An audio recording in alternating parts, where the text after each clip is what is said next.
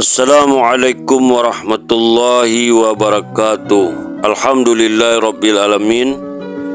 Lagi dan lagi kita bersyukur kepada Allah Subhanahu wa taala atas segala nikmat yang Allah Subhanahu wa taala telah berikan kepada kita. Tidak lupa juga kita berselawat kepada Nabi kita Muhammad sallallahu alaihi wasallam. Allahumma salli ala Sayyidina Muhammad wa ala ali Sayyidina Muhammad. Hari ini kita akan menceritakan kisah sahabat Rasulullah sallallahu alaihi wasallam.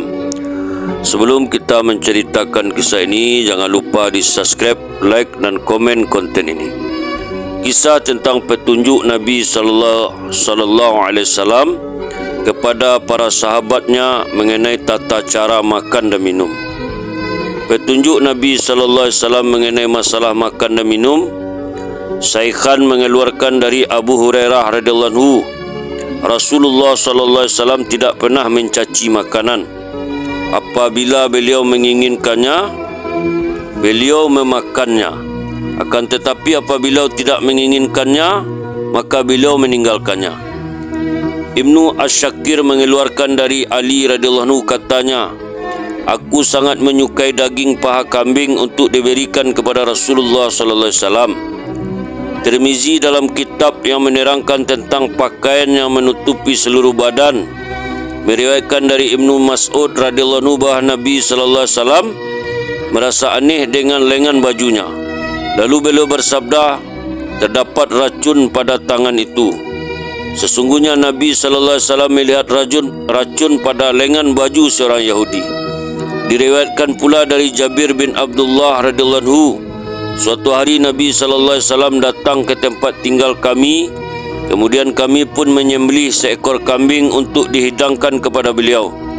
Maka Nabi sallallahu alaihi wasallam bersabda, sepertinya mereka telah mengetahui bahawa aku sangat menyukai daging kambing. Diriwayatkan juga dari Anas radhiyallahu anhu, Nabi sallallahu alaihi wasallam merasa aneh dengan buah labu. Maka tatkala labu itu dihidangkan sebagai makanan kepada beliau, aku memperhatikannya apa yang akan dikatakan beliau nanti. Ternyata beliau menyukai buah labu. Dan darinya juga berkata bahawa Nabi sallallahu alaihi wasallam apabila beliau telah selesai makan, beliau menjilati jari-jari tangannya 3 kali. Ibnu An-Najr mengeluarkan dari Ibnu Abbas radhiyallahu anhu, Rasulullah SAW makan di atas bumi, di permukaan tanah. Kemudian beliau mengikatkan kambingnya dan beliau pun memenuhi ajakan makan orang yang memiliki roti yang terbuat dari biji gandum. Ibnu Asyakir meriwayatkan dari Yahya bin Abi Katsir, Sa'id bin Ubadah radhiyallahu anhu memberikan kepada Rasulullah SAW sebuah mangkuk besar untuk menghancurkan, meredam roti. Setiap hari beliau memutarkan alat itu bersama istrinya. Ibnu Jarir meriwayatkan dari Anas radhiyallahu anhu, Rasulullah SAW diberi susu kambing, maka beliau pun memenuhi susu kambing itu. Kemudian beliau mengambil air untuk berkumur-kumur, dan setelah itu beliau sallallahu alaihi wasallam bersabda, sesungguhnya akan menjadi gemuk orang yang meminumnya. Abi Ya'la meriwayatkan dari Abu Bakar As-Siddiq radhiyallahu anhu, Nabi SAW pernah tinggal di suatu rumah. Sedangkan di rumah itu terdapat seorang perempuan bersama anaknya. Kemudian datang seekor kambing.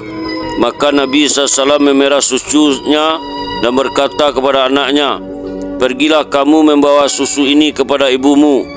Maka wanita itu meminumnya sampai merasa puas. Kemudian datang lagi seekor kambing yang lain. Kemudian beliau pun memerasnya lalu beliau meminumnya. Sa'id bin Mansur mengeluarkan dari Ibrahim radhiyallahu anhu, Rasulullah SAW selalu menggunakan tangan kanannya untuk makan dan minum dan untuk wuduk dan yang serupa dengan yang lainnya, dan beliau juga selalu menggunakan tangan kiri untuk beristinja dan buang ingus dan yang serupa dengannya. Abu Nu'aim meriwayatkan dari Ja'far bin Abdullah bin Hakim bin Rafi', katanya, Hakim radhiyallahu anhu melihat kepadaku sedangkan aku seorang budak yang sedang makan dari sini ke sini jalan-jalan. Kemudian Hakim radhiyallahu anhu berkata kepadaku, hai budak, janganlah makan begitu seperti makannya setan-setan. Sesungguhnya Nabi SAW apabila beliau telah selesai makan, beliau tidak lupa menjilati jari-jari tangannya. Pengajaran Nabi SAW dan para sahabat mengenai adab makan. Ibnu Najjar mengeluarkan dari Umar bin Abi Salamah radhiyallahu anhu, suatu hari aku makan bersama Rasulullah SAW. Kemudian aku mengambil daging yang ada di sekeliling piring yang besar. Maka Rasulullah SAW bersabda, makanlah jangan dengan tangan kirimu.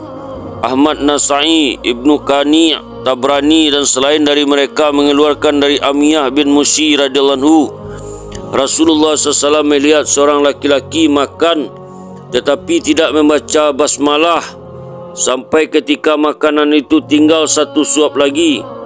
Laki-laki itu berkata, Bismillahi fi awalihi wal akhirihi.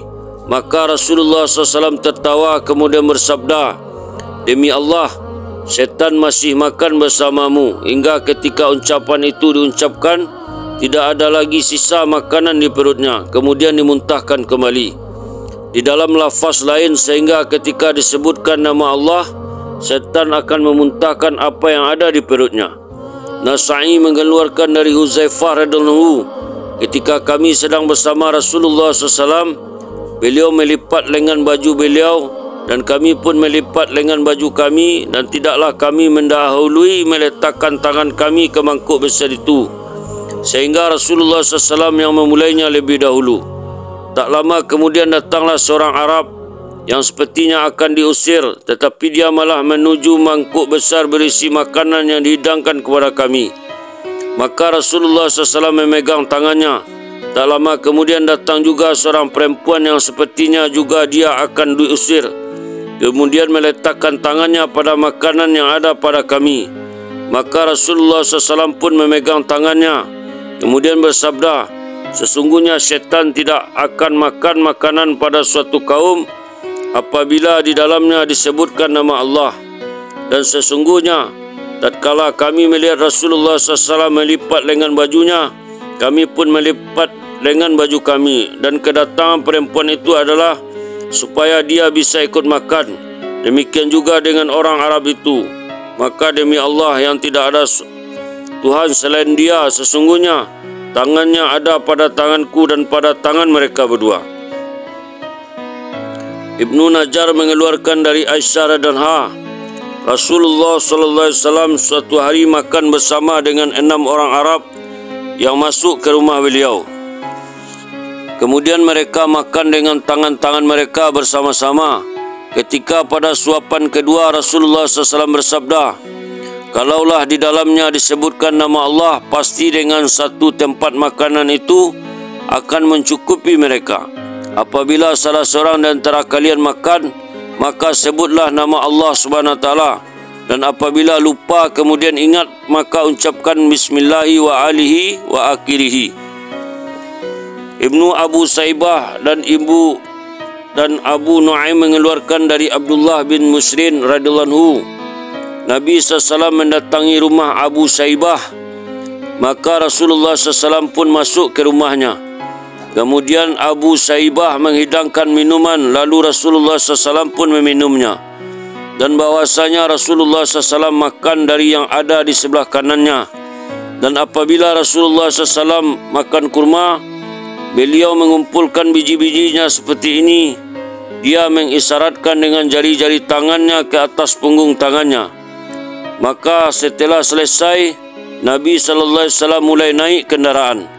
Maka Abu Saibah berdiri untuk mengambil tali kekang keledai yang ditunggangi Nabi SAW, lalu berkata, wahai Rasulullah SAW, berdoalah kepada Allah untuk kami.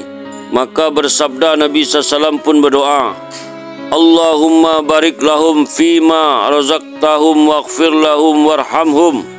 Ya Allah, berilah keberkahan kepada mereka pada rezeki yang telah Engkau berikan kepada mereka, dan ampunilah mereka dan kasih sayangilah mereka. Hakim meriwayatkan, Abu Saibah berkata kepada istrinya, kalau engkau ingin membuat makanan untuk Rasulullah SAW, maka buatlah roti yang direndam dengan kuahnya. Kemudian Abu Saibah pergi untuk mengundang Nabi SAW. Maka Nabi SAW meletakkan tangannya di atas makanan, yang telah dihidangkan, lalu bersabda, ambillah dengan ucapan bismillah. Maka mereka pun mengambil makanan yang mereka lihat. Kemudian setelah mereka menyelesaikan makanannya, maka Nabi SAW berdoa, Allahumma ghfir lahum warhamhum wa barik lahum fi rizqihim. Ya Allah, ampunilah mereka, sayangilah mereka, dan berkatilah mereka di dalam rezeki mereka. Abi Saibah dan Ibnu Abi Dunya dalam doanya, dan Abu Nu'aim pada kitab Ilyah, serta Baihaqi mengeluarkan dari Ibnu Abbad bahawa Ali radhiyallahu anhu berkata, wahai Abu Abbad, apakah engkau mengetahui pada hak-haknya ketika makan? Abu A'rabad radhiyallahu anhu berkata, apa hak-haknya wahai Ali? Ali radhiyallahu anhu berkata, ucapkanlah Bismillahi Allahumma barik lana fima razaqtana. Dengan namamu ya Allah, berkahilah bagi kami pada rezeki yang telah engkau berikan kepada kami. Kemudian Ali radhiyallahu anhu berkata lagi, apakah engkau mengetahui bagaimana cara mensyukurinya ketika engkau telah selesai makan? Aku berkata, bagaimana cara mensyukurinya wahai Ali? Ali berkata, ucapkanlah alhamdulillahilladzi at'amana wa saqana. Segala puji bagi Allah yang telah memberikan kami makan dan minum. Abu Nu'aim mengeluarkan dari Umar radhiyallahu anhu, dia berkata, akan tetap terjadi kepada perut-perut kalian apabila kalian makan dan minum yang banyak, dan sesungguhnya perut yang diisi makanan dan minuman dengan banyak akan menyebabkan kerusakan atau rasa sakit pada tubuh, dan kemudian makan dan minum yang berlebihan, kerana sesungguhnya Allah SWT pasti akan membenci orang yang mengetahui tetapi dia melakukannya, dan akan menjadikan ia gemuk, dan sesungguhnya seorang lelaki pasti akan binasa sehingga agamanya terpengaruhi oleh syahwatnya. Ibnu Asakir mengeluarkan dari Abu Mahdurafa radhiyallahu anhu, ketika aku sedang duduk bersama Umar bin Khattab radhiyallahu anhu, tiba-tiba Safwan bin Umayyah datang dengan membawa satu wadah besar berisi makanan. Kemudian Safwan meletakkannya di hadapan Umar. Lalu Umar mengajak makan orang-orang miskin yang patut dikasihani yang ada di sekelilingnya. Maka mereka pun makanan bersamanya. Kemudian berkata, ketika demikian Allah SWT menjadikan kepada kaum ini, atau Allah menjadikan pertalian keluarga pada kaum ini, mereka bersemangat untuk mengajak orang-orang yang sepantasnya dikasihani untuk makan bersama mereka.